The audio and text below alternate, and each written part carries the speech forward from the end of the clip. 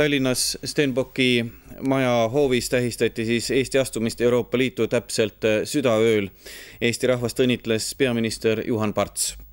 Ühtlasi tänas peaminister kõiki, kes on aastate pikku pingutanud selle nimel, et Eestist saaks Euroopa Liidu liige. Enne südaööd kasvas Stenbocki maja hoovikontsert üle väikeseks laulu- ja tantsupeoks.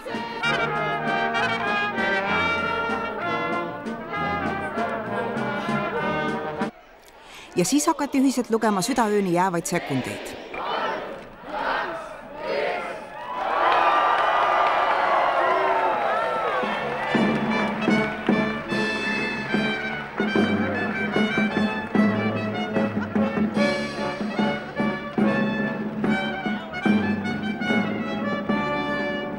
Meil on kõigil põhjust õnnitleda üksteist, teineteist ja oma armast Isamaad. Lähme üheskoos edasi. Meil on olemas meie liitlased, keda on kokku 24. Suhtume neisse austavalt, lugupidavalt, kuid mis peaasi, jääme ise endaks.